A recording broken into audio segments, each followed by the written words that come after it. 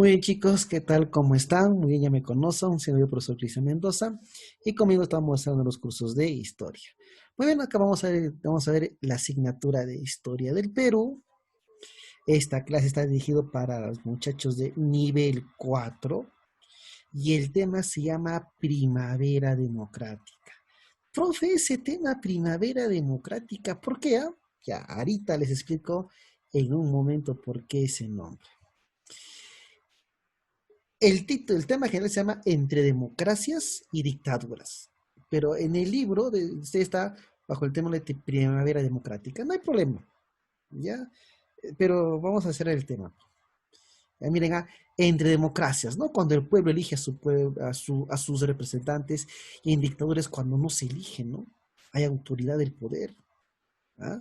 Así que vamos, miren, la primavera democrática es un periodo, miren chicos, que va desde el año 1939 más 9, profe, 39, ¿en qué año termina? En 9 más 9, 48. Finaliza en el año 1948. Ya, profe. Y en esa primavera democrática hubo dos gobiernos, de Manuel Prado Ugarteche, y el gobierno de José Luis Bustamante y Rivera. Profe, ¿y por qué lo llaman primavera democrática? Ahorita pongo acá mi plumita y les explico. Voy a poner otro colorcito. A ver, ya. Miren, antes del año 1939 acá, ¿se acuerdan qué estábamos viviendo? ¿Se acuerdan? Estábamos viendo el tercer militarismo, ¿cierto? ¿Y qué fue el tercer militarismo? Fue una dictadura, pues, ¿no? Los militares estaban en el poder. Después, ¿cuándo termina la primera democrática? 1938. Miren, ¿en qué termina? En 8. 8. Acuérdate, 8 a Ochenio. El Ochenio de Odría. Va a venir un militar de Tarma, justamente, pues, donde son ustedes. El Ochenio de Odría, claro. ¿Cuándo comienza el Ochenio? 8. Pues, ¿ve? Entonces, por eso se llama primavera democrática. La primavera es una estación, pero una estación que se encuentra en un lado una dictadura militar y acá otra dictadura militar. Pues no, entre las dictaduras militares hubo una pequeña estación a una primavera democrática. ¿Me dejo entender? Listo, acá. Entonces, hoy vamos a ver solamente la primera parte de la primavera democrática. ¿Y quién estaba en el poder? Manuel Prado Ugarteche. Y mira, si te has olvidado el término Prado, las primeras clases que hemos desarrollado, ¿no? ¿Te acuerdas? La guerra del Pacífico, la guerra con los chilenos. Claro, profe, la guerra con Chile. Exacto. ¿Ah? ¿Y qué es lo que había pasado? ¿No? Que en ese momento, bueno, este Manuel Prado Ugarteche él es hijo de Mariano Ignacio Prado. Él es el hijo, ¿no? Manuel Prado es el hijo. Y si te has olvidado, Mariano Ignacio Prado, su padre también fue presidente del Perú. Claro, pues me acordé. Y fue presidente del Perú, ¿dónde? Al inicio de la guerra, ¿con quién? Con Chile, la guerra del Pacífico. Fue el que fue a comprar armamento. ¿Se acuerdan? Por fin no regresó. Claro, él fue. Fíjate. Ahí lo catalogaron bajo el título de traidor, ¿no? Nicolás de Pierola se encargó de dar este cliché, ¿no? De traidor. ¿Te das cuenta? Claro, profe, ya voy recordando. Muy bien. Ahí está, pues. Mariana Inés Prado. Bien, chicos. Entonces, bueno, se habían olvidado las generaciones. ¿Quién era él? Reivindicó a su padre. porque su padre sí regresó al Perú, está enterrado en el Perú, pero la discusión que fue traidor, no fue traidor, ese ya es otro asunto. Y estamos ante el primer gobierno, porque él va a ser nuevamente presidente del Perú, ¿correcto? Muy bien. Primero se creó los departamentos de Tumbes y de Pasco. Pasco, no ser de Pasco. Ya, uno. Listo, este está. Se dio la ley orgánica de educación. Se masificó la educación, la básica, la media. Ajá. Y se priorizó la educación técnica, la educación para el trabajo. ¿No? Esto ya está.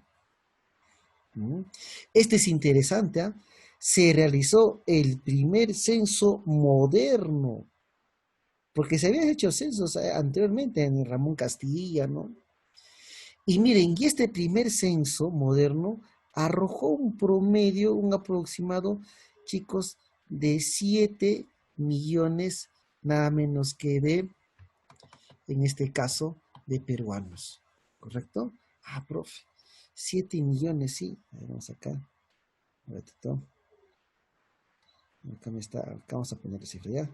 7 millones, porque ahí me está estorbando. Ah, profe, 7 millones, sí. Ah, 1940, chicos, ¿ah? 1940. ¿Cuántos años ha pasado al 2060, 2020? Ah, profe, hace 80 años éramos 7 millones de habitantes. Hace 7 años. Hace 80 años, ¿no? Y en 80 años nos hemos duplicado, triplicado, cuatriplicado y casi quintuplicado. Está entre cuatriplicado, ¿no? Entre 4, 28, quintuplicado 35, por ahí, no cerca, quintuplicado, ¿ah? En 80 años. O sea, la población, pero no ha crecido. ¿Ah? ¿Te das cuenta? Ah, ya, profe, eso se da claro. Y bueno, y su gobierno de él se da en el contexto de una guerra, de la denominada Guerra Mundial, porque su gobierno cuando inicia de él, 1939 al 45, y justo cuando se inicia la Segunda Guerra Mundial, también en el 39, y cuando finaliza en el 35 etapa, ¿no? Segunda Guerra Mundial, ¿no? En el contexto, ¿no? Ya está. ¿Mm? Y en la Segunda Guerra Mundial había que tomar alianza con qué país? Con Estados Unidos. Y esto se llamó nada menos que la famosa buena vecindad. ¿No? Estábamos en guerra, había que llevarnos bien.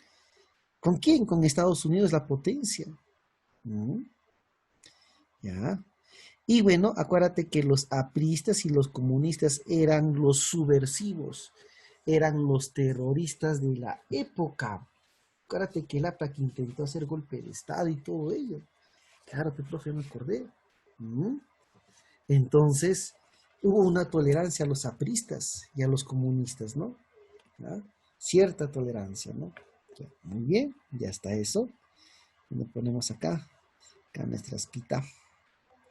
Y bueno, en un plano cultural se da el incendio de la Biblioteca Nacional, donde estaba Carwell.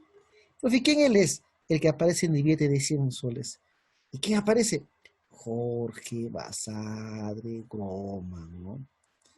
Basadre. ¿Cuál es, profesor, otro apellido? Bueno, todavía no me lo sé escribir. Pues no, es Jorge Basadre. La G de Groman. Ya. ¿Les cuento? Este tema está sencillo, muy sencillo, porque acá vamos a hablar después el conflicto que nos tuvo el Perú, ¿no? Que tuvo el Perú con un país, ¿no? Que siempre tuvimos con este país. Ya. 1.1 en el plano internacional, ¿no? Afianzamos nuestros lazos comerciales con quién, con Estados Unidos, ¿ah? Y el Perú se vuelve exportador. ¿De qué? Tanques, helicópteros, nada. Materias primas. minerales. Ah. ¿Con quién se rompió relaciones? Con Alemania. ¿Por qué con Alemania? Porque Alemania era el enemigo de los aliados. ¿Y quiénes eran los aliados? Estados Unidos, Inglaterra, Francia, la URSS, que existía en ese entonces, ¿no? Ah, ya, profe. ¿Qué sucedía? Ah, profe, se establece una base militar en Piura, Talara, Piura, una base norteamericana. ¿Ah? ¿En serio, profe? ¿Y por qué? Ah? ¿Por qué una base norteamericana en el Perú?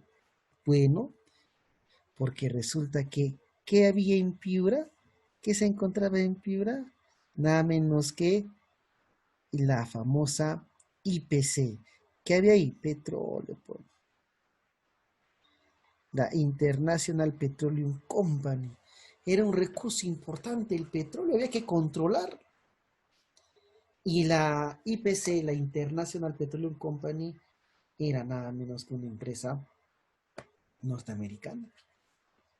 ¿Te das cuenta? Ah, ya, profe. Ya voy entendiendo. Ya todo tiene sentido. ¿Mm? Y como estábamos sujetos a Estados Unidos, firmamos el Tratado de Préstamos y Arriendos. ¿De quién nos prestamos dinero? De Estados Unidos. ¿Qué dejamos de arriendo? Precios súper bajos. Y este tratado, jovencitos, de préstamos y arriendos, escúchame, es cuando el Perú se compromete en favor de los Estados Unidos lo siguiente. Vamos a ver acá. ¿Ya? Acá. La estabilización de los precios. Los precios fijos. ¿Ah? ¿Qué más? Este es muy importante. La deportación. Expulsar. La deportación de japoneses en el Perú. Profe, ¿qué cosa tenían que hacer los pobres japoneses? Porque Japón era, se había unido a Alemania, Italia y Japón, ¿no? Y Japón era el enemigo de Estados Unidos, ¿no? Porque estaban en guerra con los japoneses, ¿no? ¿Ah? Instalar la base militar que ya hemos visto en Piura. Y chicos, se abrió un campo de concentración. ¿Con quién también estaban peleando los norteamericanos? Con Estados Unidos. Y había que vigilar a los ciudadanos alemanes que se encontraban en el Perú. Y adivinen quién se encontraba entre esos ilustres alemanes que estaba investigando la cultura peruana.